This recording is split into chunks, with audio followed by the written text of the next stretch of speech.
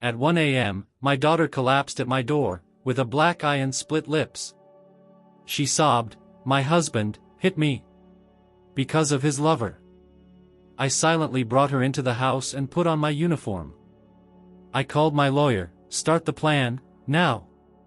It was 1 o'clock in the morning when the sharp, insistent ring of the doorbell shattered the silence of the Matthews household. The sound echoed unnaturally in the stillness, cutting through the darkness like a warning. John Matthews sat upright in bed, heart thudding, his hand instinctively reaching for the drawer beside him. Old habits never died. Even though it had been over 15 years since he retired from the Atlanta Police Department, that trained reflex to prepare for the unexpected still lived in him. The hallway was dimly lit by a night light, casting long shadows as John walked briskly toward the front door, barefoot but alert. He paused before opening, peeking through the peephole. What he saw tightened something deep in his chest. Emily. His daughter stood on the porch, shoulders hunched beneath a gray hoodie, her hair damp with either rain or tears, maybe both. Her arms were crossed tightly around her chest, her body almost folding inward as though trying to disappear into herself. Her eyes, red and swollen, barely met the door as he opened it. "Dad," she said, her voice a whisper, strangled with emotion. Can I stay here for a while?" John said nothing at first. His eyes scanned her face, then her hands, then the rest of her small frame, as if trying to assess some invisible damage. But there were no bruises, no cuts, no immediate signs of harm. Still, the pain in her expression was enough. He stepped aside, holding the door open. "Come in, sweetheart," he said softly. Emily stepped inside slowly, her movements mechanical. As the door shut behind her, the quiet resumed. The house, so accustomed to John's solitary rhythm, suddenly felt charged with the weight of her presence. She dropped her small overnight bag by the entryway and stood frozen, eyes fixed on the floor. Without a word, John turned and headed toward the kitchen. The old kettle was already halfway filled, as though he'd somehow sensed this moment was coming. He placed it on the stove and lit the burner. The gas flame flickered blue beneath the kettle. The silence lingered as Emily drifted into the living room and sank into the couch. She pulled her legs beneath her, clutching a throw pillow to her chest. Her eyes stared blankly ahead, unfocused. Minutes passed. When John brought the 2 mugs of chamomile tea into the room, he found her sitting in the same position.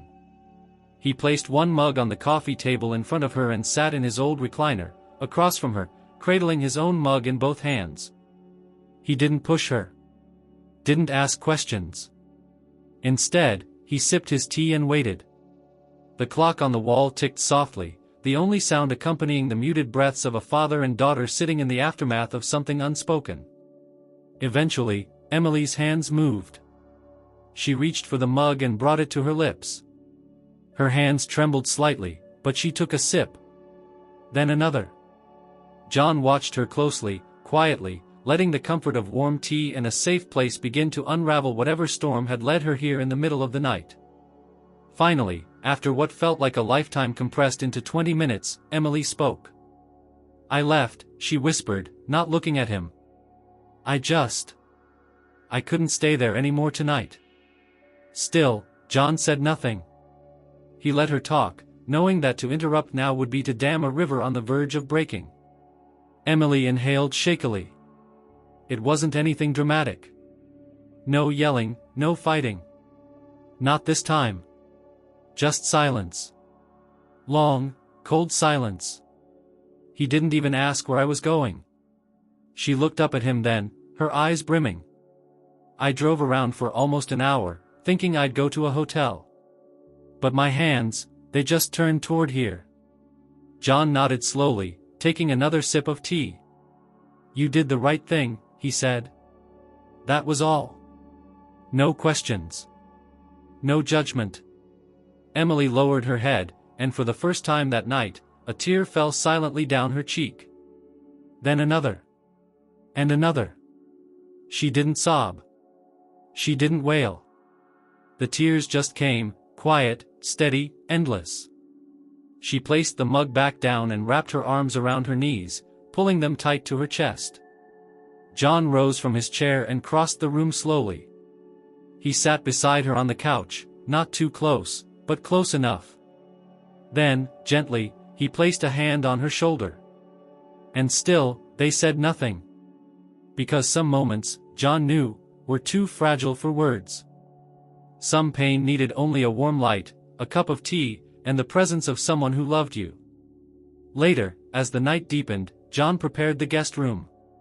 He found fresh sheets and a soft blanket, tucked in the corners like he used to when Emily was little. She changed into borrowed clothes, an old sweatshirt of his and some cotton pants that fit awkwardly but comfortably. She climbed into bed without protest. "Good night, Dad," she said as he stood in the doorway, the hall light framing him in a soft glow. "Good night, Em," he replied. "Sleep as long as you need." And with that, the house settled once more into silence. But now, it was a different kind of silence. Not the hollow quiet of loneliness, but the kind that comes when wounds begin to breathe again. When morning came, something had shifted. The pain was still there. But so was the promise of healing. The morning sunlight crept gently through the blinds, casting pale golden lines across the wooden floor of the guest room. The house was still quiet, as if holding its breath, letting Emily sleep as long as she needed. John had been up since 6 o'clock in the morning, out of habit more than necessity. Retirement had never adjusted his internal clock. He had read most of the newspaper, eaten toast, and was now sipping black coffee at the kitchen table, lost in thought.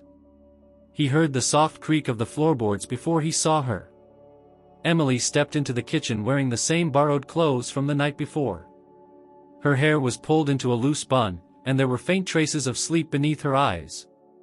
But she looked slightly steadier, as though sleep, however restless, had rebuilt a piece of her. "Morning," she said, her voice husky. John looked up from his coffee, gave a small nod. "Morning."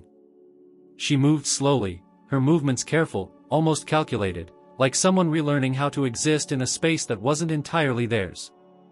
He watched her open the cabinet, pull out a mug, pour herself coffee. She didn't ask if she could. She didn't need to. They sat in silence for a few moments, the kind of silence that wasn't empty, just spacious, like the air before a rainstorm. "I didn't plan to come here," Emily finally said. "Not like this." John leaned back slightly in his chair, letting her find her rhythm. "I mean, I thought about it before," she continued. "About just driving down and knocking on your door like some lost teenager again. But I kept telling myself I could fix it. That things would change." She stared down into her coffee. They didn't. John didn't speak. His gaze was steady, not judging, not pressing, just there. Emily sighed. "It's not just one thing. I wish it were. I wish I could point at a single moment and say, that's when everything fell apart. But it's 1,000 small things. Like, every time I reached for him and felt him pull away. Every time we went to bed without speaking. Every time I walked into a room and he didn't even look up." Her fingers tightened around the mug. "I started to wonder if I was going crazy. I'd ask him, 'Are you okay?' and he'd say, 'I'm fine.' Over and over. Always fine. But he wasn't. And neither was I." John listened. He didn't need to offer wisdom yet. What she needed was space to release. "There was this one night," she said, eyes distant now. "He came home late. Said it was work. I believed him. Or at least, I told myself I did. But he wouldn't look me in the eye. Just walked past me and went straight to the office." She shook her head. "I stood there in the hallway, holding his dinner in my hands like some pathetic statue. I must have stood there for 10 minutes before I finally put the plate in the fridge and went to bed." Her voice cracked slightly. "I never even asked him why. Because I already knew he wouldn't answer." John looked at her carefully. "Did he hurt you?" Emily's eyes lifted to meet his, and she shook her head quickly. "No. Never touched me. Not once. He wasn't cruel. Just absent. Emotionally. like he was there in body, but the man I married had already moved out. She took a deep breath. We started fighting more. Not screaming fights, but the kind where every word cuts because it's coated in silence. He'd say things like, "Why are you always overthinking everything?" or, "You're making something out of nothing." And I'd shrink. I didn't even realize it at first. I thought I was just tired. But I was disappearing. John's jaw clenched slightly, but he kept his voice even. "Why now?" She hesitated. Then said, "Yesterday, I found a list." A list? In his desk drawer. He must have forgotten to close it all the way. It was handwritten. Just a piece of paper with names and dates and hotel reservations. It didn't say what it was for, but I knew. I knew because one of the weekends he was supposed to be at a conference, that exact date was on the list. John leaned forward, voice low. "Emily, are you sure?" She nodded slowly. "I don't have proof. No photos, no texts. Just that list. And a feeling that's been growing for months. He's living a second life, Dad. One that doesn't include me." John didn't reply right away. He looked out the window, eyes narrowing. "What do you want to do?" "I don't know," she said quietly. "That's the worst part. I don't even know what I want. Do I want answers? Do I want closure? Do I want to fight for him? Or walk away?" John exhaled deeply and stood up. He walked to the sink, rinsed his mug, and set it on the counter. When he turned back to her, his face was firm but kind. "Whatever you decide," he said, "you're not doing it alone." Emily's eyes shimmered again, but she held back the tears this time. She gave a single, grateful nod.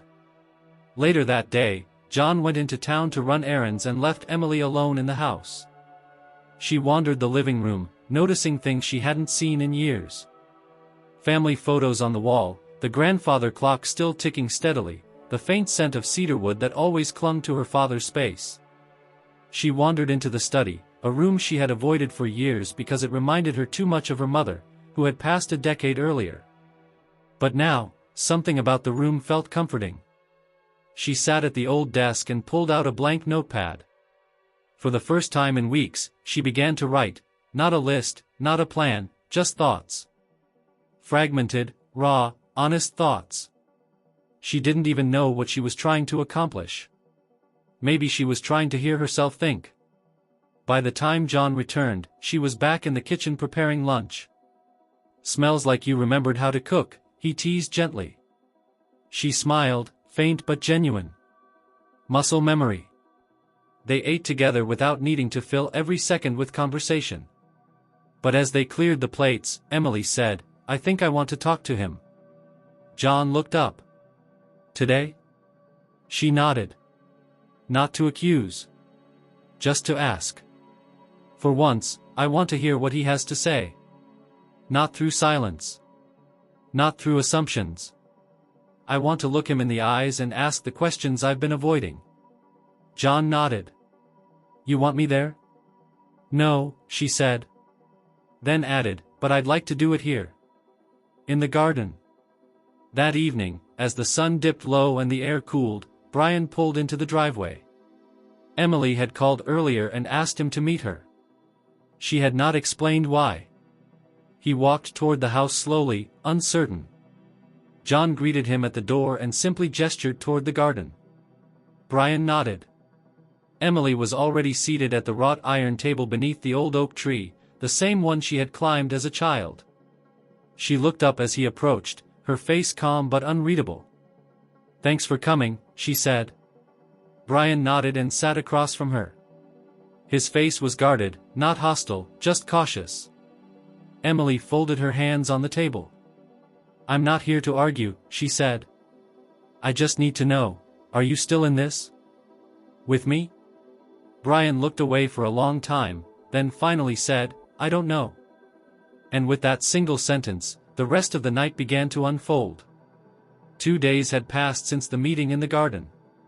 The conversation between Emily and Brian had been calm, almost eerily so. No voices were raised, no accusations hurled. But the silence that followed his hesitant admission, "I don't know," had lingered in Emily's chest like a stone. She had hoped, deep down, that the confrontation would bring clarity. Instead, it left her standing in the same fog, only colder. Brian had left shortly after, offering nothing else. No explanations, no apologies, no promises. He said he needed time, and she didn't argue. There was nothing more to be said that night. Since then, Emily had stayed quiet. Not withdrawn, just still. She had taken walks around the neighborhood, visited the local library, and spent hours reading on the back porch. John watched her closely but gave her space. He had learned, long ago, that some people healed best when left to move at their own pace. But then came the bank notifications. It was early afternoon when Emily walked into the living room holding her phone, her brow furrowed. John was on the recliner, reading a hardcover mystery novel, when she spoke. "Dad, can I show you something?" He looked up immediately. "Of course." She handed him the phone. The screen displayed a summary of recent activity on the joint bank account she shared with Brian. There were several unfamiliar transactions, 2 rideshare charges, a clothing store she had never visited, and a small payment to a flower shop. The charges weren't large, but they were new. And suspicious. John's eyes moved over the list. "You didn't authorize these?" She shook her head. "No. I don't recognize any of it." "Passwords changed recently?" "I don't know," she admitted. "I haven't tried to log in directly in weeks. I only get the notifications because I set them up months ago." John set the phone down and leaned back, thinking. "It's probably time we look more closely."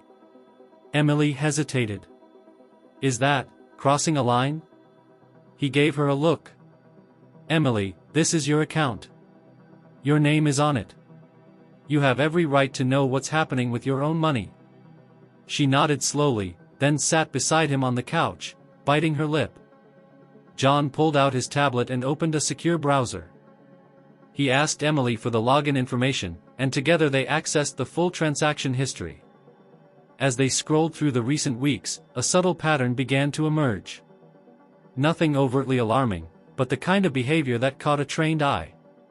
Multiple purchases at unfamiliar locations. Repeated ATM withdrawals in cash, always under $100, just low enough to seem incidental.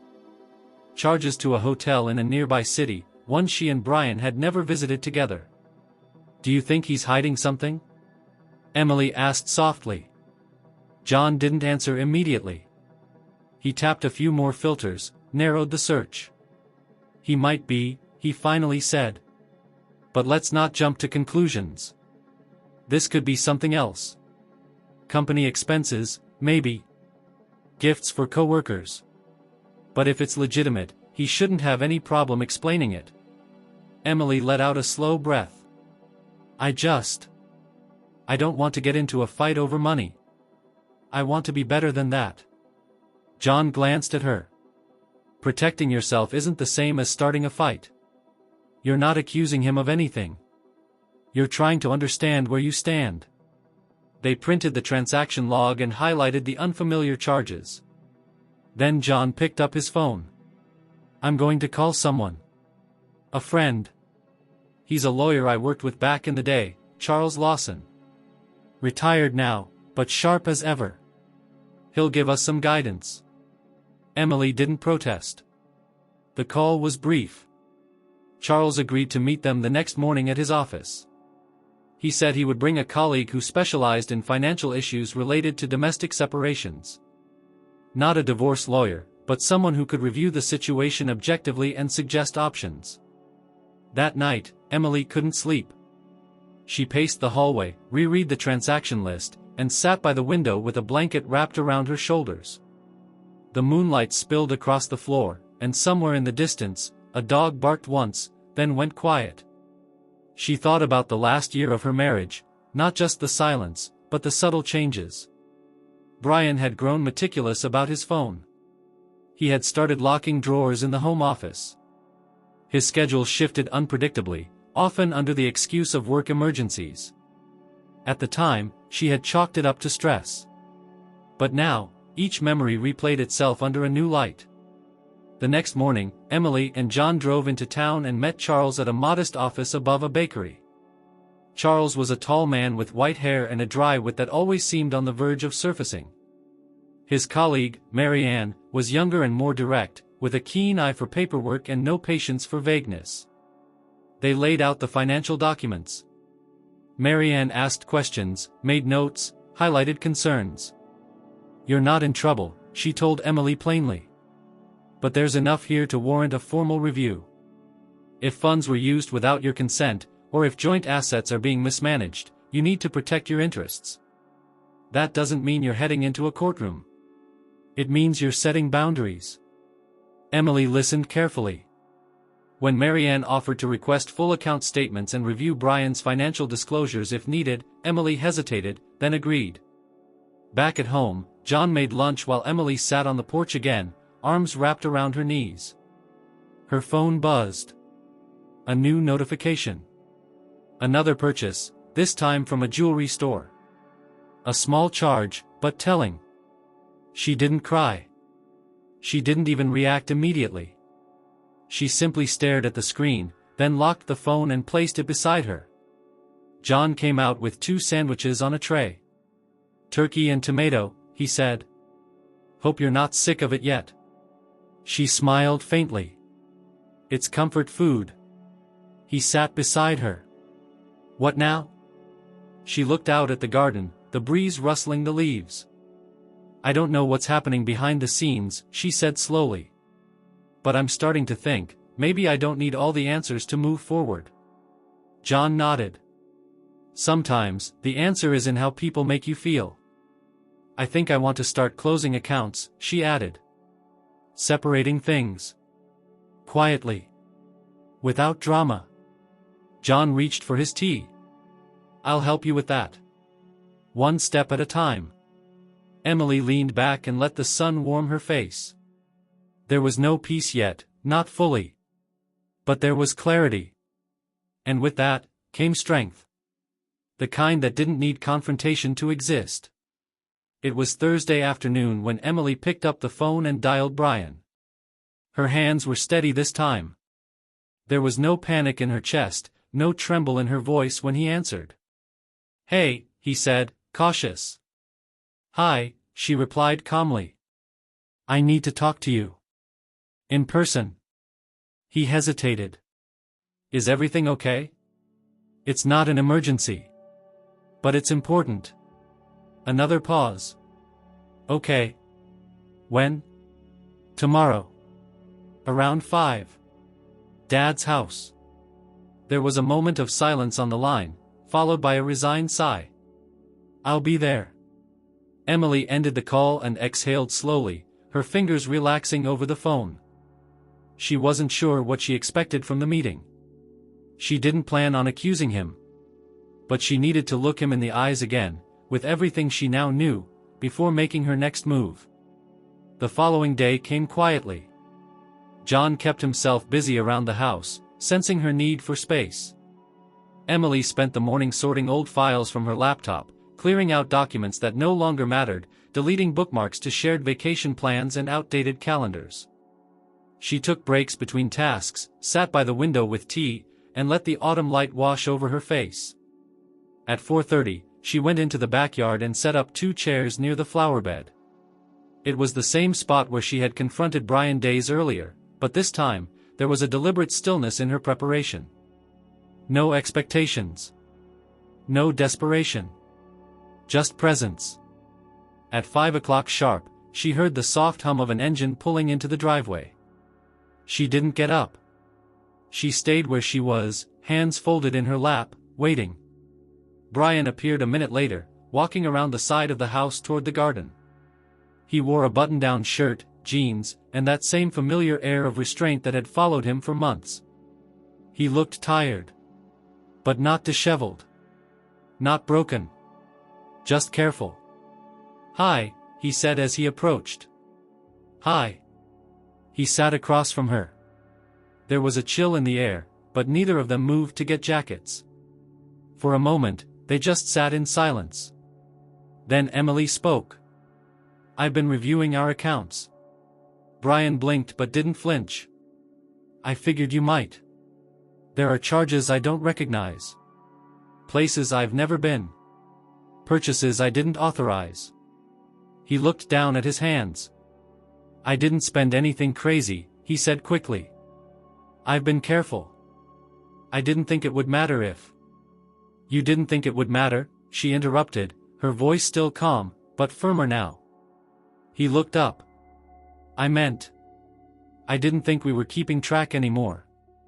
Things have been so distant between us, I guess I wasn't thinking straight." Emily nodded slowly, letting the words sink in. "Who are the charges for, Brian?" He hesitated. "Look. I don't want to lie to you." "Then don't." His eyes darted away. "There's someone I've been seeing. It's recent. I didn't plan it. It just happened." Emily's stomach didn't twist. Her throat didn't close. She simply nodded again, like someone confirming something they already knew. "How long?" "A couple of months. Maybe a little more." She looked down at the space between them. The garden was quiet. Even the birds seemed to have stopped to listen. "Why didn't you tell me?" "I didn't want to hurt you." She gave a bitter smile. "You've been hurting me for over a year, Brian. Not saying anything didn't spare me. It only made me question my own sanity." He looked genuinely pained now, but she didn't soften. "I've started separating our accounts," she said. "Quietly, for now. But officially." He nodded slowly. "I understand. I'm not trying to punish you. I just need to reclaim my life. My space. My decisions. I never wanted it to get like this," he said, voice low. "We were good once." "We were," she agreed. "But that version of us doesn't exist anymore." Brian looked away, blinking hard. "I didn't know how to fix it." "I don't think you ever tried." There it was. No anger, no accusation, just truth. Brian ran a hand through his hair. "Do you want to file now?" "Not yet. I'm talking to a lawyer. Just preparing. There's no rush." He nodded again, eyes distant. "I guess I should find a place." "You don't need to rush either," she said. "We can do this like adults. No drama." Brian finally looked at her with something like sadness. "You've changed." "I had to." Another long silence passed between them. "I'll transfer the rest of my pay to a separate account," he said. "You can have the joint balance." "I don't want all of it. Just half. Clean." "Okay." She stood slowly, and he followed. The meeting, which could have been another wound, felt more like an incision, necessary and clean. As he walked back toward the car, he paused. I'm sorry." She didn't say anything. Instead, she turned back toward the house. Inside, John was in the kitchen, slicing apples. "How'd it go?" he asked. Emily placed her phone on the counter. "Clear. That's the best word for it." He nodded. "Want some apple slices?" She smiled faintly. "Sure." They sat at the table, sharing quiet bites of apple, the kind of simple moment that somehow felt more healing than any apology. Later that evening, Emily opened her journal again. This time, she didn't write questions. She wrote plans. She listed things she wanted to do. A solo trip to the mountains. Weekly yoga classes. A new savings goal. And at the bottom of the page, in capital letters, "No more waiting for something to change." The next morning, she closed the last shared account. One step at a time. It was late afternoon on a Sunday when Emily decided to go through the last box of personal files she had brought from her apartment. The cardboard container had been sitting in the corner of John's study for days, quietly waiting to be noticed. It held a mix of things: receipts, instruction manuals, photo albums, and an assortment of loose papers that had accumulated in drawers and desk compartments over the years. There was nothing valuable in it, at least nothing she remembered. She sat cross-legged on the floor, the box open in front of her, a notepad beside her for sorting what to keep and what to shred. Outside, the sun was dipping low, casting amber light across the rug. John had gone out for a walk after lunch, leaving the house to its soft, peaceful quiet. Emily worked slowly, taking her time. There was something cathartic about it, uncluttering her life, one slip of paper at a time. The receipts she recognized were mostly boring: groceries, house items, travel documents from trips she barely remembered enjoying. Then, at the bottom of the box, she noticed an envelope. It wasn't sealed. Just a plain, beige paper envelope with no markings, slightly bent at the corners. She pulled it out and opened it.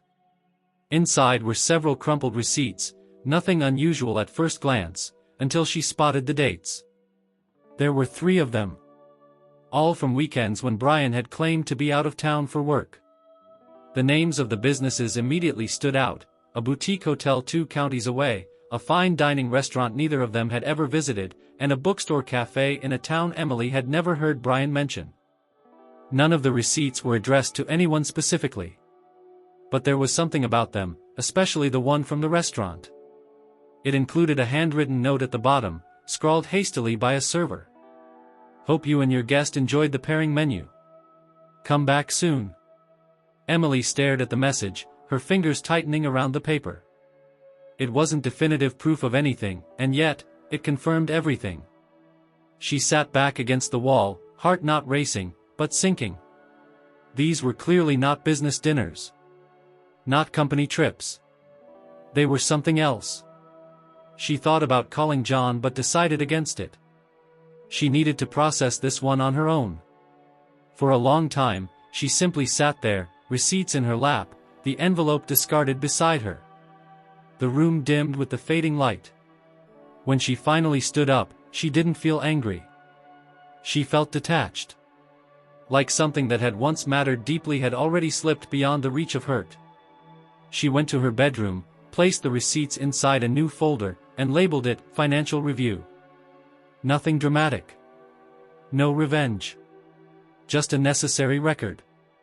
She then picked up her phone and began taking photos of each document for backup. That evening, over dinner, John noticed a subtle change in her.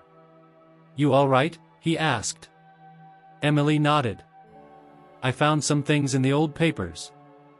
I think Brian's story has a few more layers than he shared."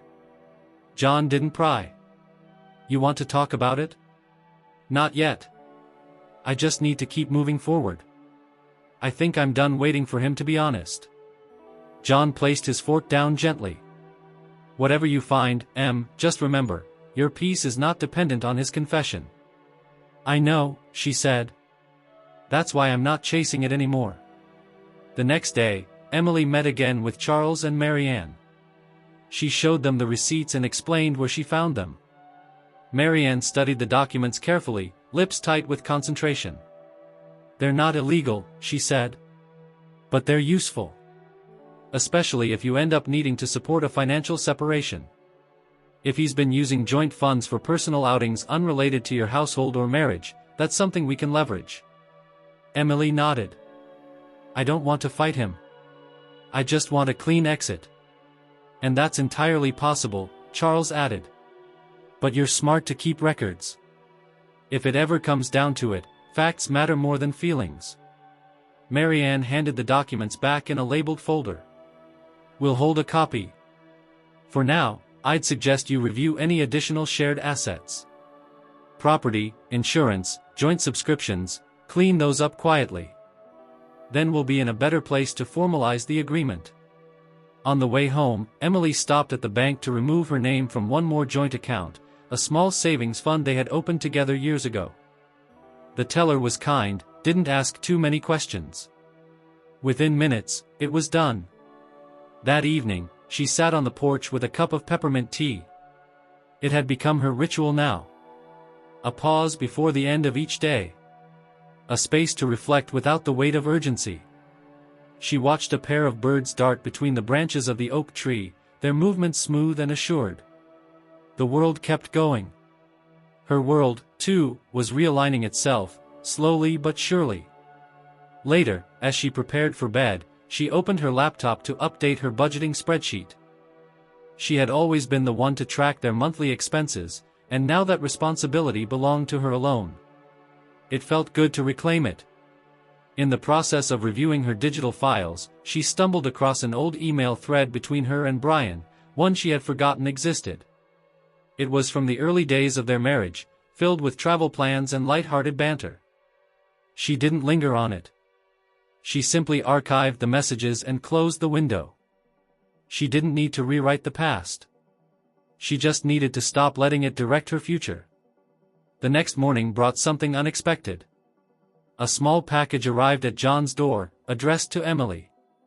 It had no return label. Inside was a soft blue notebook with a simple inscription on the first page. "May you write your next chapter with courage."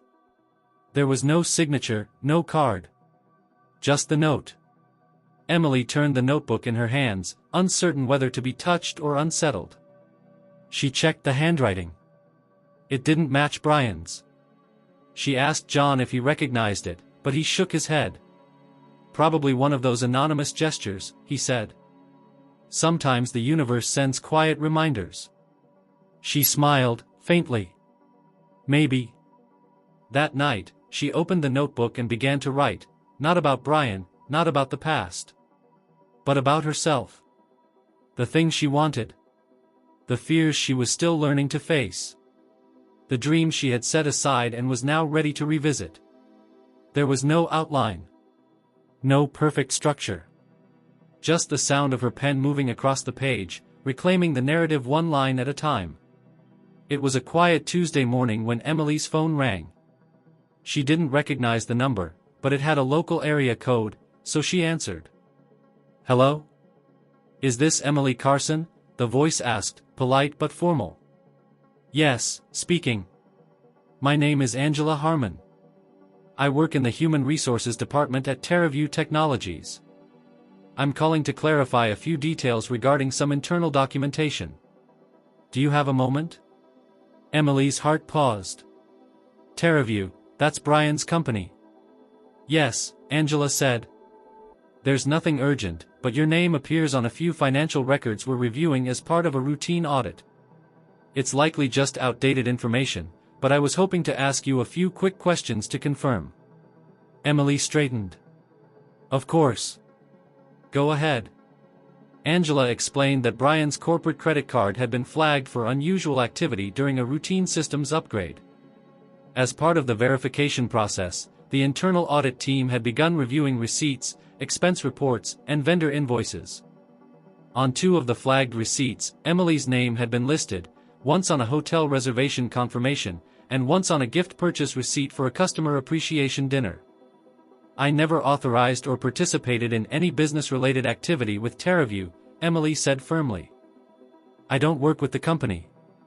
I never have." Angela paused. "Thank you. That's helpful. In most cases, these kinds of things are just clerical oversights. But we wanted to be thorough." Emily hesitated. "Is Brian in trouble?" "I'm not authorized to speak on personnel matters," Angela replied carefully. "But I appreciate your cooperation.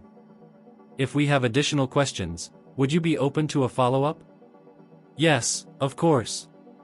The call ended politely, and Emily sat still for a long time, phone resting in her lap. Her thoughts moved in slow circles. Brian hadn't mentioned anything about trouble at work. Not during their conversations. Not during the separation discussions. He had been careful, measured, but not secretive, at least, not anymore. Or so she had assumed. Later that afternoon, she mentioned the call to John. He listened quietly, arms crossed over his chest. "That's more serious than it sounds. Companies don't call spouses about audits unless something is clearly off." "I didn't give them anything personal," Emily assured him. just confirmed I wasn't involved. But it made me wonder, why would he use my name at all? John gave her a knowing look. Because you were convenient. Married names still carry weight. If someone wants to make a business dinner look like it has a legitimate guest list, putting a spouse's name down makes it seem less suspicious. He probably didn't expect anyone to verify it. Emily nodded, thoughtful. That means he's been doing this for longer than I realized. John didn't answer, but the silence confirmed it. That evening, Emily sat by herself in the study and made a list, not of grievances, but of facts. What she knew, what she had proof of, and what she still needed to understand. The receipts were filed. The accounts separated. The digital backups organized. She felt like someone preparing for a trial that might never come. And yet, the act of organizing gave her peace. The next day, an email arrived from Marianne. "Hi Emily," it read.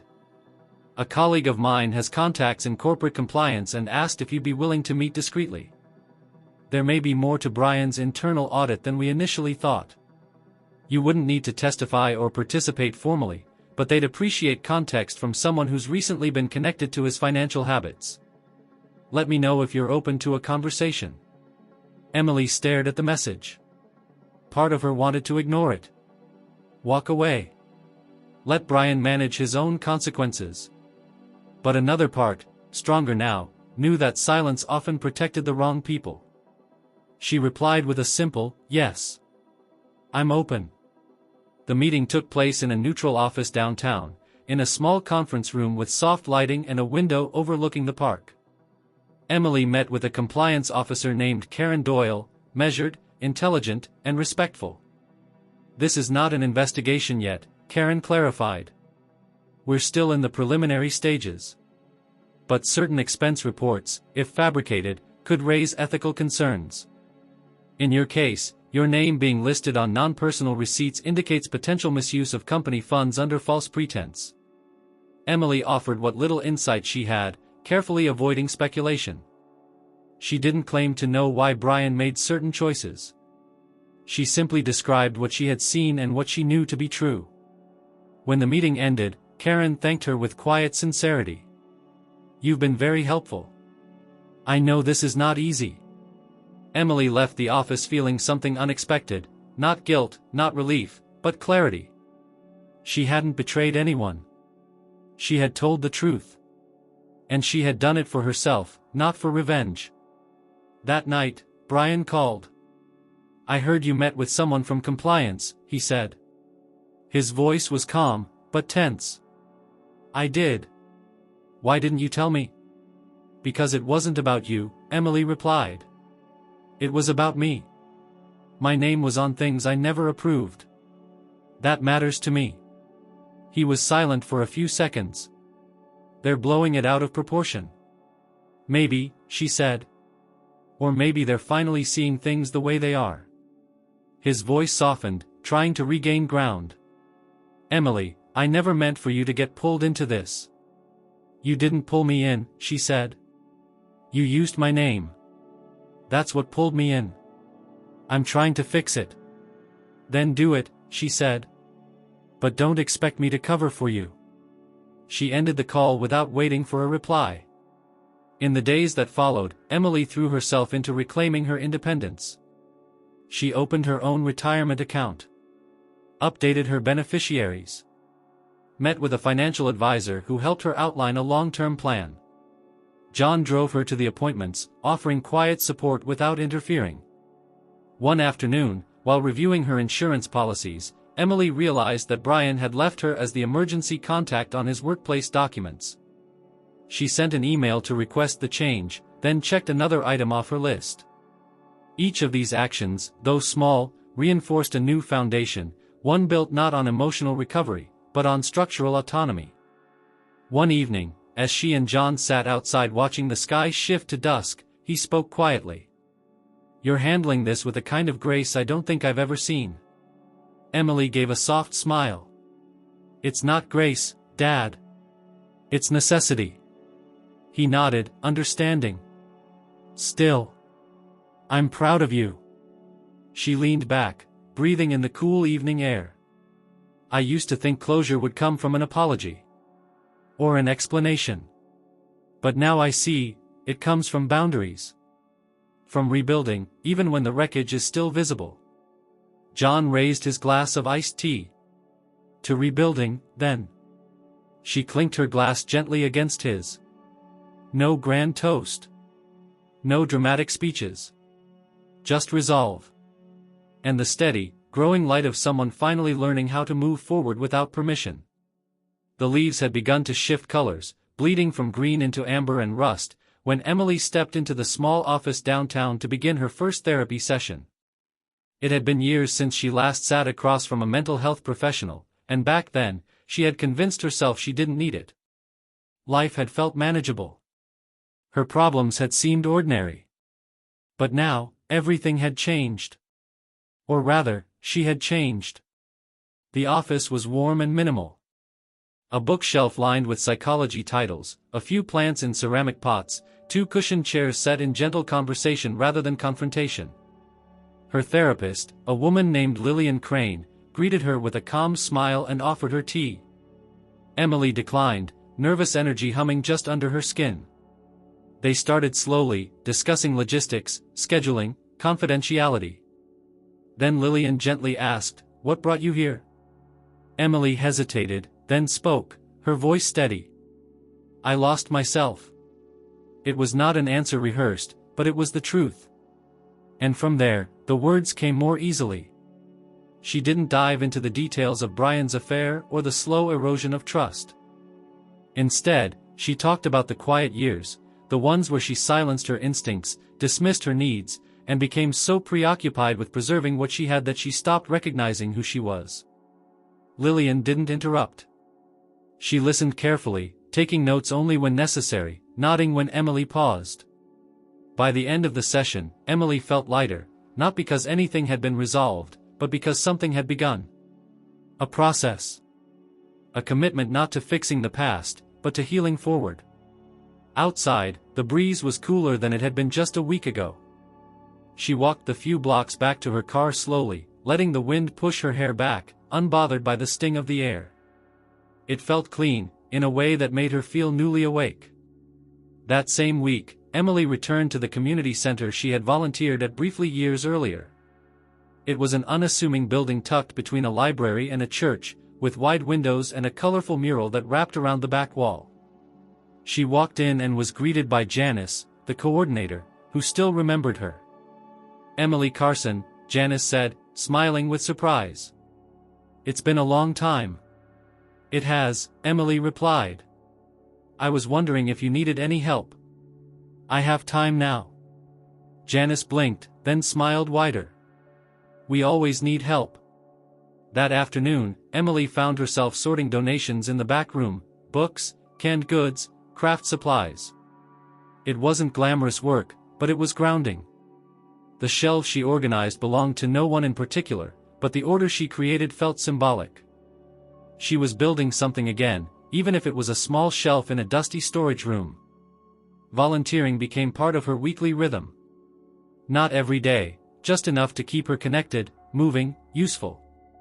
She helped with workshops, sorted donations, sometimes simply listened to the women who came in seeking help or company. Each of their stories reminded her that pain was never unique, only personal. And that everyone, in some way, was navigating their own rebuilding. Back at home, John noticed the change in her.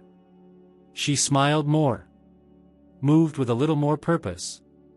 She was still quiet, but it was a peaceful quiet, not the kind heavy with confusion or grief. One evening, he found her in the garage, rummaging through a box of old sketchbooks.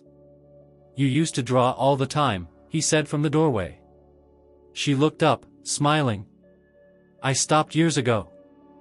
I thought maybe I'd forgotten how." "Doesn't matter," he said. "You should do it anyway." She picked up one of the sketchbooks, flipped through it slowly. Her old drawings, mostly landscapes, still life, abstract expressions of feelings she didn't know how to articulate, stared back at her. Some pages were smudged, others torn. But the shapes and lines still felt familiar. Later that night, she sat at the kitchen table with a pencil in her hand and no agenda. She just let her hand move. It was awkward at first, like speaking a forgotten language. But then it flowed. She lost track of time until John walked in, half amused. "It's midnight," he said. Emily blinked, surprised. "Really? You were somewhere else." "I think I needed to be." He smiled and poured himself a glass of water. "I'm glad you found your way back." In therapy, Emily began to explore deeper layers of her identity, the roles she had played, the beliefs she had inherited, and the fears that had quietly shaped her decisions. She spoke about her mother's expectations, the way she had learned to prioritize harmony over honesty, and how that habit had kept her stuck in relationships long past their expiration dates. Lillian guided her without forcing answers. There were no quick revelations, just small insights that slowly stacked on top of each other. "You're not here to become someone else," Lillian said one day. "You're here to return to yourself." That sentence stayed with Emily for days. Meanwhile, Brian's situation at work escalated. Though Emily was no longer involved, she heard from Marianne that he had been placed on administrative leave pending a formal review. Emily didn't ask for details. She didn't gloat or dwell on it. Instead, she accepted that whatever path Brian took from here was his alone. One Saturday, while volunteering at the center, Emily was asked to speak briefly at the start of a mentorship circle, a small gathering of women rebuilding their careers after difficult life changes. "I'm not really sure what to say," she admitted as she stood before the group. Janice offered an encouraging nod. Emily took a breath. "I don't have answers," she said. "But I know what it feels like to lose track of yourself. I know what it's like to wake up one day and not recognize the life you're living. And I know that the scariest part isn't the loss, it's the starting over." There was silence. But not the uncomfortable kind. The kind that invites reflection. "I used to think strength meant never falling apart. Now I think it means being willing to rebuild, piece by piece, even when you're still scared." A few women nodded. One wiped a tear. Afterward, someone approached her quietly, asking if she'd be open to sharing more next time. Emily said yes, without hesitation. That night, she told John about the experience. "You think I'm crazy for doing this?" she asked. "No," he replied. "I think it's the most sane thing you've done in a long time." Emily laughed softly. "It feels strange. Like I'm slowly waking up from a long sleep." John leaned back in his chair. "Then take your time. You don't owe anyone speed." She looked out the window, where the garden she had once ignored was now blooming again under her care. New flowers. Fresh soil. Signs of life. She was learning not to chase closure or perfection, but to live within the process. To breathe, to draw, to help, to feel. And most of all, to trust that beginning again didn't mean erasing the past. It meant choosing to grow beyond it. The first sign that something had shifted came on a Wednesday morning when Emily received an official-looking envelope addressed to her from TerraView Technologies. The logo was printed neatly in the top left corner, and the envelope was heavier than usual correspondence. She stared at it for a long moment before opening it, feeling the familiar twinge of tension return to her chest, something she hadn't felt in weeks. Inside, she found a letter signed by the head of TerraView's Internal Audit Committee. The message was courteous and concise. It confirmed that Brian's internal review had concluded and that the company was formally severing ties with him due to a pattern of financial impropriety and procedural misrepresentation. It was clear they had found enough to warrant dismissal. Her name was mentioned only once, as part of a paragraph acknowledging her cooperation in clarifying prior account activity.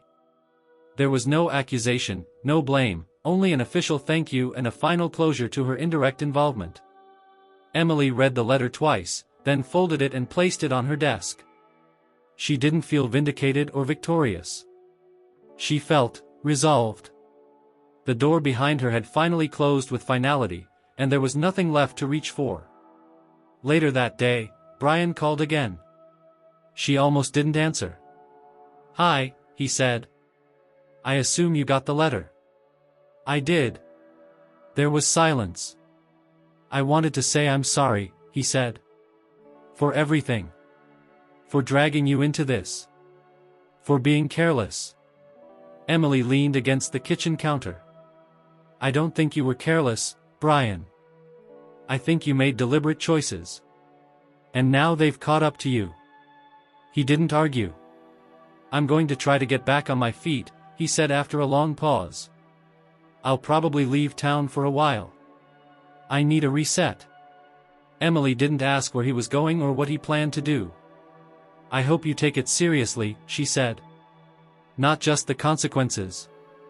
The pattern. I will, he replied quietly. And, thank you. For not turning it into something ugly. I didn't need to, she said. The truth took care of that. They ended the call with no promises, no plans to meet again. Just silence and distance. And this time, it felt right. That evening, Emily shared the letter with John. He read it carefully, then passed it back to her without commentary. You okay? He asked. I think so, she replied. It's strange. I thought I'd feel more, something. Anger, relief, satisfaction. But it's mostly just quiet now. Sometimes peace feels like silence, he said. You've done the hard part. Now you get to move forward without the weight. In the following days, Emily refocused on her life with a renewed clarity.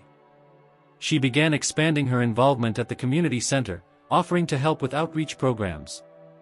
Janice, impressed by her growing presence, asked if she'd be interested in co-leading a support circle for women navigating life transitions. I'm not a therapist, Emily said cautiously. You don't have to be, Janice replied. You're a listener. And people respond to that. She agreed, and within a week, Emily found herself sitting in a softly lit room with 6 other women, each at different stages of transformation. Some were newly divorced, others recovering from illness or loss. Each story was unique, but they all shared the same undercurrent, survival, and the deep, slow work of rebuilding. One woman, a soft-spoken artist named Lara, spoke about feeling invisible after giving up her career for her husband's ambitions. Another, Diana, confessed she hadn't been alone for more than a day in 20 years and now found silence unbearable. Emily didn't offer solutions. She simply nodded, listened, and occasionally shared pieces of her own journey. I used to think strength meant staying quiet, holding things together for everyone else, she said during one session. Now I think it's about showing up, fully, messily, honestly. The others responded with nods, quiet sighs of recognition. The room became a haven, not for advice, but for truth. Meanwhile, at home, Emily and John began a new ritual. Every Sunday morning, they worked together in the garden. What started as an effort to refresh the overgrown space had become a quiet bonding activity. They pulled weeds, planted seasonal flowers, and repurposed an old bench that now sat under the tall maple tree. It was simple work, but grounding. One morning, as they planted lavender near the fence line, John paused. Your mother loved this plant, he said. Emily looked up. I remember. She used to dry it and put it in her drawers. John chuckled softly. She said it made everything smell like summer. They sat in silence for a moment, the breeze carrying the faint, clean scent of the newly turned soil. She would be proud of you, he added. Emily smiled. I hope so. Later that afternoon, Emily received an email from Marianne. I heard from TerraView's legal department. They've confirmed that your name has been cleared in full and will not be part of any ongoing documentation. It's over, officially. Thought you'd like to know. Emily forwarded the email to herself, then archived it. There was no need to keep reading it. It had done its job. That evening, she opened her sketchbook and began drawing again. This time, it wasn't abstract or symbolic. She sketched the garden as it was, newly tilled, half-finished, full of potential. The flowers not yet in bloom, the shadows long and patient. It wasn't a masterpiece, but it was honest. That same week, she received a call from Nora, an old college friend she hadn't spoken to in years. They had reconnected briefly through a social media post about the community center. "Emily?" Nora's voice was warm and familiar. "I saw what you're doing with the mentorship program. It's incredible. I'd love to grab coffee sometime and catch up."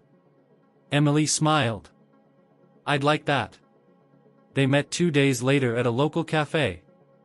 Nora was vibrant, full of stories, and surprisingly grounded.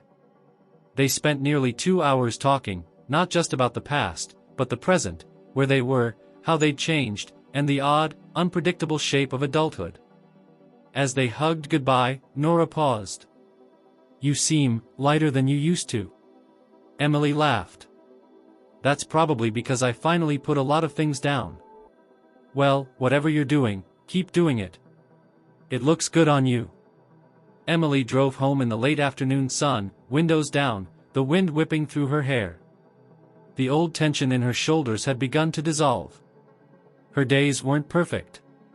She still had moments of doubt, sadness, and fatigue. But underneath it all was a sense of wholeness she hadn't felt in years.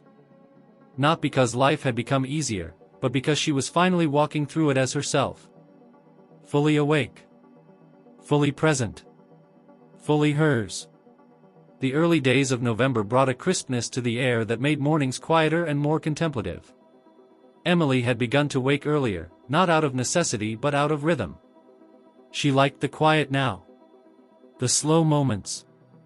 The way the steam curled above her cup of coffee while the rest of the world remained asleep. The house had taken on a gentle pulse, no longer just a shelter from her past, but a living part of her healing. One morning, while reviewing the schedule for the next community workshop, Emily received a message from a familiar name, Madeline Harper. Her heart skipped slightly. Madeline had been one of her closest friends during college, someone who had known her before she became anyone's wife, before adulthood had rewritten her dreams into practical compromises. They had lost touch nearly a decade ago, not out of any falling out, but the slow, mutual drift that happens when careers, marriages, and relocations redirect the current of a friendship. The message was short: "Saw your name on the community center newsletter. Are you really back in town? Would love to reconnect if you're open." Emily didn't hesitate. She wrote back immediately, suggesting they meet for lunch later in the week. The thought of reconnecting stirred something hopeful in her. Not nostalgia, but anticipation. A reminder that there were still pieces of her past that were worth retrieving. They met at a cozy cafe just off Main Street. Madeline hadn't changed much, same bright eyes, same effortless confidence, though her once free-spirited energy had softened into something more grounded. "I can't believe it's been 10 years, Madeline said as they hugged. "I know," Emily replied, smiling. "You look exactly the same." They talked for over an hour. About everything and nothing. About life, the winding roads of relationships, and how time both steals and sharpens us. Madeline had gone through her own quiet unraveling, a failed engagement, a career detour, a move back to town she once swore she'd never return to. "I thought I'd have it all figured out by now," Madeline said, laughing into her tea. Emily nodded. "I think we were all lied to about how neat adulthood would be." Toward the end of their lunch, Madeline leaned forward. "You seem different. Not in a bad way. Just more rooted. Like someone who stopped waiting for something." "I did," Emily said simply. "I stopped waiting to be saved. Or understood. Or chosen. I just started choosing myself." Madeline grinned. "Well, whatever you're doing, it suits you." They made plans to meet again the following week. Back at home, John noticed the brightness in Emily's step.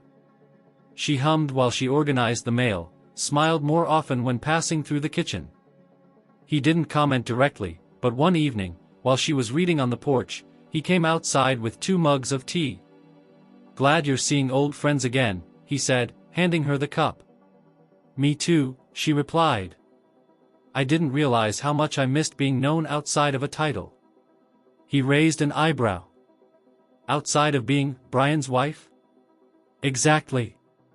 Later that week, she received an email from Brian's legal representative. It was straightforward, a proposed settlement agreement, outlining the division of assets, final bank statements, and suggested terms for a no-contest divorce. It was clean, formal, and devoid of personal commentary. Brian hadn't added a note. There was no apology, no emotional layer. Just logistics. She reviewed the proposal, page by page, then forwarded it to Marianne with a brief note, "Looks fair. Please advise next steps." Marianne responded quickly, confirming the terms were standard and agreeable. They could finalize the process without court appearances if both parties signed and returned the documents within 30 days. Emily felt a strange quiet in her chest. Not grief. Not anger. Just a stillness that came from the end of something long overdue. That night, she told John about the documents. "He didn't write anything," she said, her voice even. "Not even a line." "Maybe that's better," John replied. "No false words to untangle." She nodded. "I'm ready. Really ready." Over the next few days, Emily signed everything that needed signing. She mailed the forms, made digital copies for her records, and allowed herself a single moment to sit with the weight of what had ended. No ceremony. No collapse. Just quiet acknowledgement. With the legal chapter nearly closed, she began to think more intentionally about the future. The idea of staying with her father indefinitely, while comforting, no longer felt like a long-term plan. She wanted a space of her own, not as a rejection of the life she had rebuilt with John's help, but as the next step in reclaiming her independence. She started looking at small rental homes nearby, nothing extravagant, just something simple, with natural light and enough space for her books, her sketchpad, and the new version of herself that was still unfolding. During one of their weekly garden mornings, she brought it up. "I've been thinking about moving," she said gently. John looked up from the flower bed, not surprised. "You should. You've earned it. I just didn't want you to feel like I was leaving you behind." He smiled. "Emily, I didn't bring you here to keep you. I brought you here so you could remember how to stand again. And you have." She blinked away sudden tears. "Thank you. For everything." He nodded once. "You'll always have a place here. But it's time." The following week, she toured 3 homes. The third one caught her attention, a small craftsman-style cottage on a quiet street, with a front porch, a cozy fireplace, and a sunlit studio room that could easily be transformed into an art space. It felt like potential. Not a forever home, maybe. But a beginning. She submitted an application and was approved by the end of the week. On the day she received her keys, she stood alone in the empty living room, turning slowly in the quiet. She ran her hand along the windowsill, touched the walls, imagined how the rooms would look filled with her things, her energy, her life. She sat on the floor in the center of the room and smiled. Not because it was perfect, but because it was hers. The morning of the hearing arrived quietly, without drama. There was no storm, no restless tossing the night before, no last-minute doubts. Emily woke before her alarm, took a long, unhurried shower, and stood by the window of her new home wrapped in a robe, sipping her coffee. The air outside was cool and clear, the kind of morning that felt almost symbolic, still, patient, waiting. The hearing wasn't a trial. There were no attorneys flanking either side of a courtroom, no witnesses, no gallery. It was a civil procedure, scheduled to formalize the terms of the agreement already settled between her and Brian. A judge would review the documents, confirm mutual consent, and ask a few questions. Most cases like theirs didn't last more than 20 minutes. Still, the finality of it loomed large in her chest. She had chosen to drive herself. John had offered to come, but she gently declined. She needed to do this alone, not because she had something to prove, but because she had already proved it to herself. This was the last page in a chapter that had taken too long to finish, and she wanted to turn it in her own time. The courthouse was unassuming, a mid-sized municipal building tucked between a post office and a park. Emily arrived 10 minutes early and waited in the quiet hallway outside the hearing room. She wore a simple navy blouse, slacks, and flat shoes. No makeup beyond a touch of mascara. She wanted to look like herself, not a version of herself designed to impress or deflect. Brian arrived 2 minutes before the scheduled time. He looked tired, like someone who hadn't been sleeping well, though he was neatly dressed and composed. They exchanged a small nod, nothing more. The court clerk called them in. The room was small, with light-colored walls and a single desk where the judge sat reviewing the files. A secretary typed notes in the background. The judge, a middle-aged woman with sharp eyes and a calm demeanor, looked up as they entered. "Good morning. Please take a seat." They did. The judge reviewed the documents before her, flipping pages with quiet efficiency. "Emily Carson and Brian Carson," she said, confirming. "You are both here to finalize a joint petition for dissolution of marriage, and you've submitted an uncontested agreement signed by both parties. Is that correct?" "Yes," Emily said clearly. Brian echoed her with a simple, "yes." The judge nodded. "I've reviewed the agreement. It appears thorough and equitable. Before I proceed, I'm required to ask a few questions." She turned to Emily. "Ms. Carson, are you signing this agreement of your own free will?"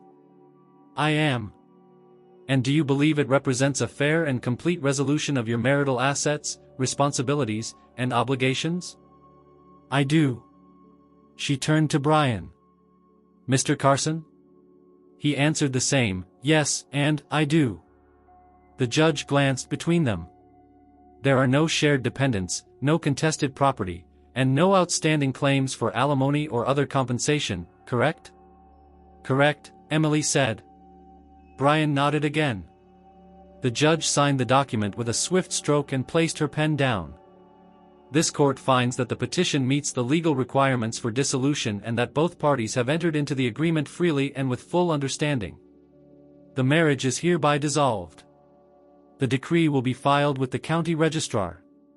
You'll each receive certified copies within 5 business days." She looked up, her expression not unkind. "I hope both of you find peace and clarity as you move forward." And just like that, it was done.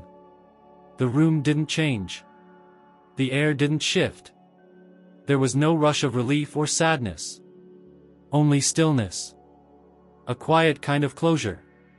Outside the hearing room, Brian hesitated. "Emily," he said softly. She turned to face him. "I know I can't undo anything. I just wanted to say, thank you. For not turning this into a war." "I never wanted a war," she replied. "Just the truth." He looked down. "I hope you find someone who gives you what I couldn't." She didn't reply. Not out of cruelty, but because there was nothing else to say. She offered a small nod, then turned and walked away. As she exited the courthouse, the sun broke through the clouds, casting long shadows across the parking lot. She paused for a moment at her car, keys in hand, then looked up at the sky. There was a lightness in her chest, not triumph, not joy, but space. Space where pain had once lived. Space that was now hers. Later that afternoon, she returned home and found a small envelope in her mailbox. It was from the local nonprofit organization she had been volunteering with. Inside was a handwritten card from one of the women in the mentorship circle. "Thank you for listening. Your story gave me courage. I thought I was the only one." Emily read it twice, then placed it on her desk next to her sketchbook. That evening, she visited her father. She brought dinner, homemade soup and bread from the bakery down the street, and they ate on the porch as the sun dipped behind the hills. "It's official," she said. John nodded. "You all right?" "I am," she said, smiling. "More than I expected." They sat quietly for a while, sipping tea and watching the wind move through the garden. "Do you think it'll always feel like something's missing?" she asked eventually. John shook his head. "I think eventually, it stops feeling like something's missing, and starts feeling like space for something new." She considered that, then nodded. The next morning, Emily returned to her home, opened all the windows, and began rearranging the furniture. Not for any practical reason. Just because she could. She moved the couch beneath the front window to catch the morning light. She placed a small rug beneath the reading chair in the corner. She framed one of her sketches and hung it on the wall, her first piece of art in years that felt like a declaration rather than a diary. Then she brewed a fresh pot of coffee, opened her laptop, and began drafting a new workshop series for the community center, Reclaiming the Narrative, a series for women starting over. The first line she typed was simple. Your story doesn't end because someone else walks out of it.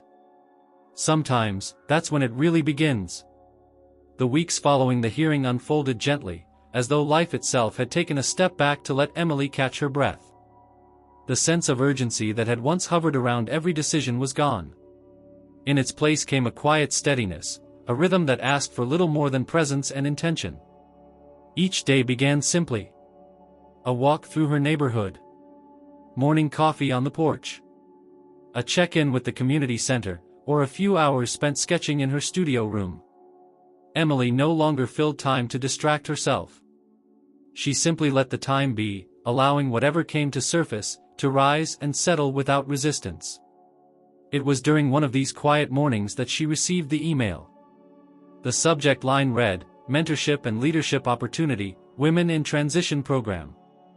At first, she thought it was a generic newsletter from the center, but as she opened it, she realized the message was addressed to her directly.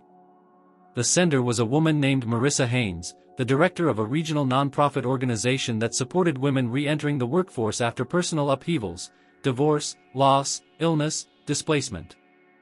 Marissa had apparently heard about Emily's work through Janice, who had quietly passed along her name after the last series of workshops. "I've followed your recent work at the Midtown Community Center," the email read. "Several attendees from our shared demographic mentioned your presence as both comforting and empowering. We're launching a new mentorship initiative for women in professional transition, and I'd love to discuss your possible involvement, not just as a mentor, but as one of the lead facilitators. If you're open, would you be available for coffee next week?" Emily stared at the message for a moment. She wasn't used to being seen in this way, not professionally, not as someone who could guide others. She had shared her story as a means of healing, not as a credential.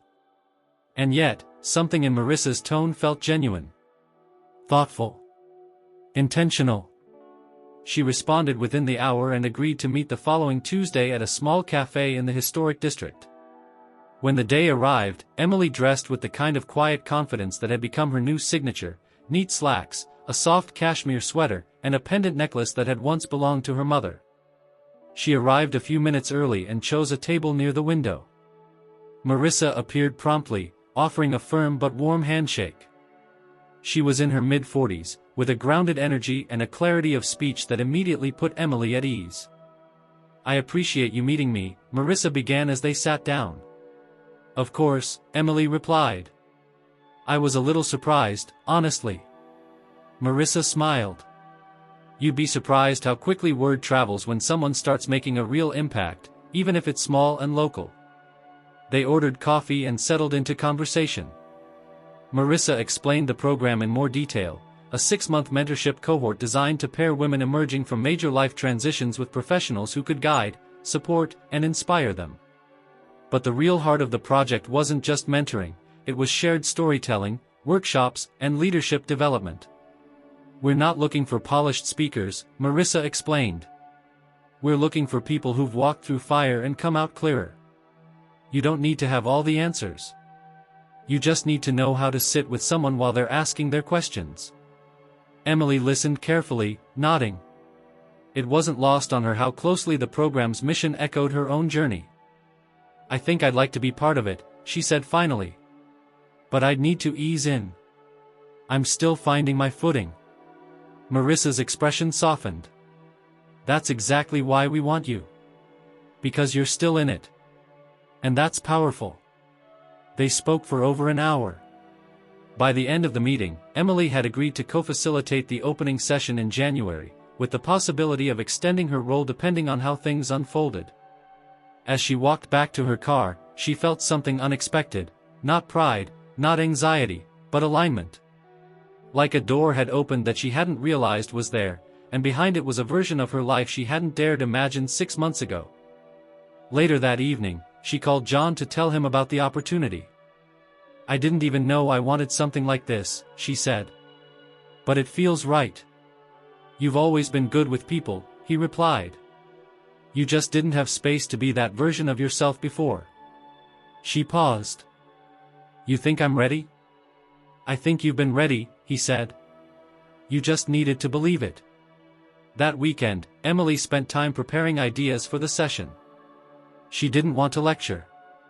She wanted to create a space where other women could speak honestly, ask questions, feel safe. She outlined possible themes: resilience without bitterness, reclaiming identity, building new structures from fractured plans. As she worked, she found herself writing more than notes. She began drafting pieces of her own story again, not for a workshop, but for herself. This time, she wasn't writing to process pain, but to understand the arc of her own growth. One afternoon, while organizing papers in her studio, she found a small box she had never unpacked. Inside were old greeting cards, birthday notes, and tucked near the bottom, a letter from her younger self, a journal entry written the summer before her wedding. She sat on the floor and read it slowly, the handwriting slanted and eager, full of dreams about partnership, travel, creativity, and connection. It was tender and idealistic, a portrait of someone who hadn't yet learned that love alone wasn't always enough to hold two people together. Emily folded the page carefully and placed it back in the box. "I didn't betray you," she whispered to that younger version of herself. "I just grew beyond what you knew." On the first Sunday of December, she invited a few women from the mentorship circle to her home for tea and conversation. It wasn't formal. There were no agendas, just warmth and the comfort of being seen. They sat in the living room, candles flickering on the table, and shared what they were learning, what they still feared, and what they were slowly beginning to believe about themselves again. One woman, Clarissa, had recently moved out of a long-term partnership and was rebuilding her career after nearly 2 decades out of the workforce. "I feel like I'm starting from zero," she said. "And I keep wondering if it's too late." Emily reached across the table and touched her hand gently. "It's not too late," she said. "It's just a different beginning." That night, after everyone had gone, Emily stood at her front window, watching the wind swirl the last of the autumn leaves across the lawn. She wrapped a shawl around her shoulders and let herself feel the quiet joy of a life unfolding, not fast, not flashy, but real. It wasn't just that she was moving forward. It was that she had become someone who could look back without breaking. Someone who could look ahead without fear. The first week of December brought a light frost that lingered on the rooftops until mid-morning. Emily, bundled in a thick scarf and gloves, stepped into her backyard just after sunrise with a small tray of seedlings in hand. She knelt down near the garden bed by the fence, now cleared, softened, and neatly sectioned, and began digging into the soil with careful hands. Gardening had become more than a hobby. It was a ritual of rooting herself, an act of reclaiming not just the space around her, but the rhythm of her days. She had spent hours researching winter-appropriate flora, talking to local nursery owners, even attending a workshop at the botanical garden across town. Her modest backyard was slowly transforming, one weekend at a time, into a patchwork of lavender, hardy herbs, and late-blooming chrysanthemums. As she worked, the quiet was interrupted by the faint crunch of footsteps on the gravel path behind her. "I brought more of those cedar shavings you liked," John said, appearing at the gate with a sack slung over one shoulder. Emily stood and smiled. "Perfect timing. I was just getting to the mulching." Together, they worked for the next hour in a steady, companionable silence. John passed tools when needed, helped align the wooden frames she was installing to mark off new rows, and occasionally offered suggestions based on his years of tending the soil behind his own house. They moved easily around one another, their rhythm unspoken but natural. By mid-morning, they stood side by side surveying the progress. The beds were bordered, the soil enriched, and the first sprouts of green poked through. "It's starting to look like something real," Emily said. John nodded. "Looks like something growing." Later that afternoon, Emily hosted her third community garden circle, a small, informal gathering she had started with a few of the women from her mentorship group. The idea had come to her during one of her solo gardening sessions. So much of what they were all trying to do, regrow, reclaim, nurture, mirrored the quiet work of tending the earth. What better setting, she thought, than a literal garden? She laid out a simple spread of herbal tea, sliced fruit, and biscuits. Folding chairs were arranged in a semicircle beneath the maple tree, now bare of leaves but still stately. One by one, the women arrived: Clarissa, Anna, Josephine, and Sophia, all wrapped in scarves and winter coats, each bringing something small: homemade cookies, a journal, a potted plant for the garden. They settled into the space like they belonged there. Emily opened the circle not with a formal speech, but with a single question. "What's blooming in you lately?" It was a quiet question, not heavy, not demanding. But it lingered in the air long enough to draw thoughtful answers.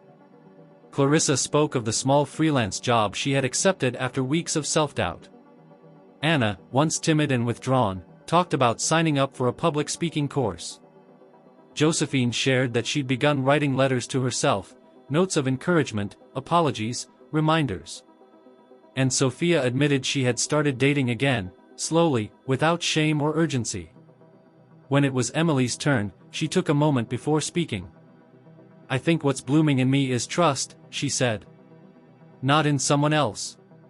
In myself. I didn't know how much I'd buried it." They nodded, and the conversation flowed naturally from there, shifting between laughter and tears, confessions and quiet nods of solidarity. The afternoon sun softened around them, casting long shadows across the yard. At one point, Sophia looked around the space and said, "I don't think I've ever felt safer in a garden." After the others left, Emily remained in the yard, cleaning up the chairs and dishes, feeling something quiet but powerful settle into her chest. It wasn't pride or happiness.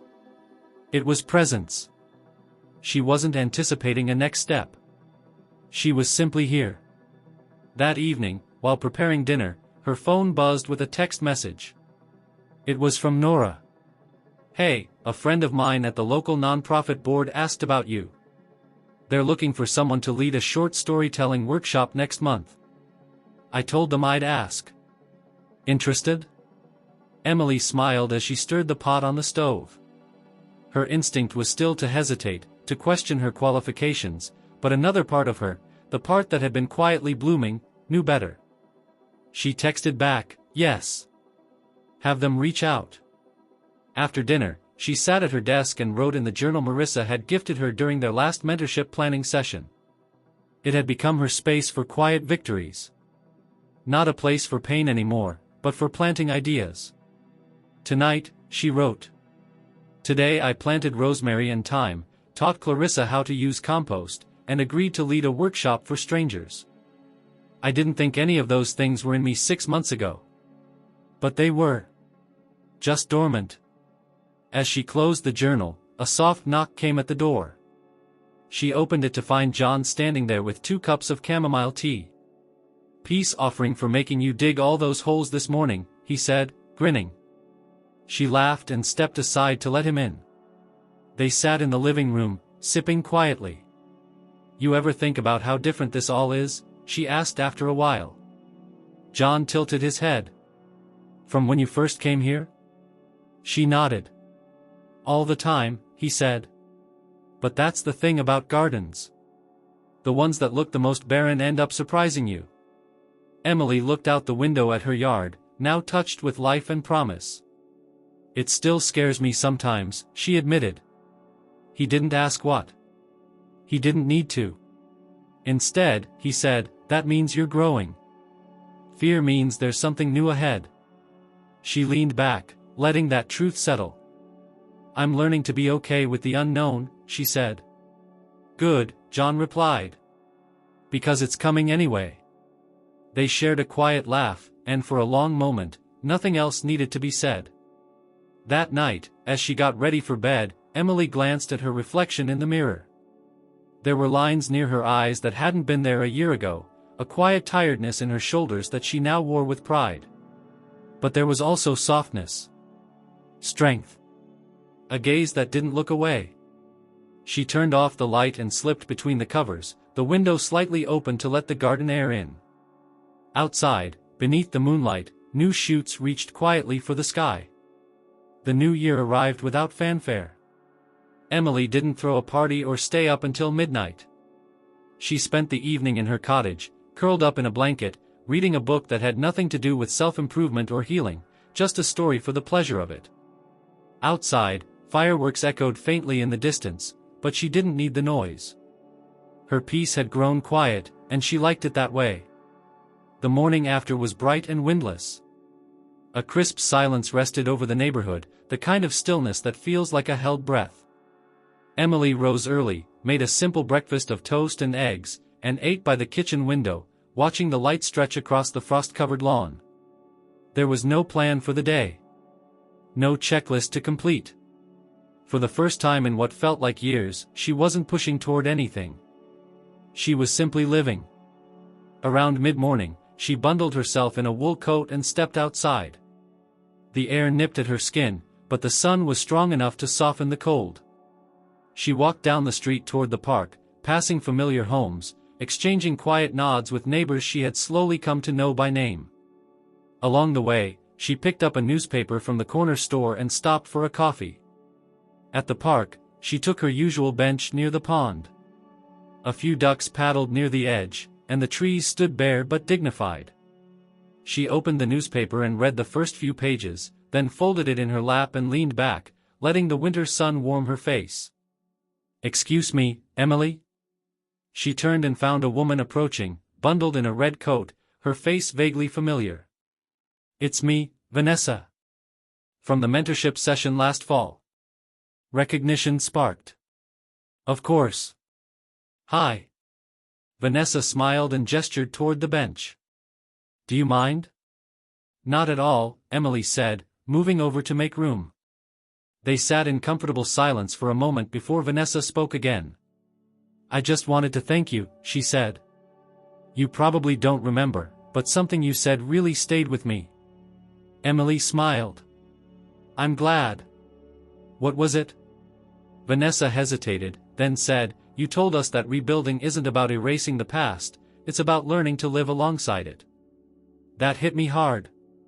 I was so focused on trying to pretend nothing had happened, trying to look okay for everyone else. But I've started accepting that the version of me that went through it deserves just as much compassion as the version I'm becoming. Emily felt a lump rise in her throat. She reached over and gently touched Vanessa's hand. "That means more than you know." They spoke for a few more minutes, about books, upcoming workshops, the strange comfort of being seen in small ways, and then parted with a warm hug. As Vanessa walked away, Emily sat back and looked out at the pond again, letting the moment settle. That afternoon, she returned home and found an envelope in her mailbox, no sender listed. Inside was a small card and a single pressed flower, delicate and golden. The card read, "You've sown more than you realize. Thank you for making space for others to bloom." There was no signature, no clue who had sent it. But Emily smiled and placed it on her mantel, beside a small candle and a framed photo of her and her father. She spent the rest of the day tending the garden, clearing frost-damaged leaves, turning compost, watering the roots of her still young plants. The garden didn't look impressive to anyone passing by. But she saw the signs, stems firm, colors deepening, buds forming quietly beneath the surface.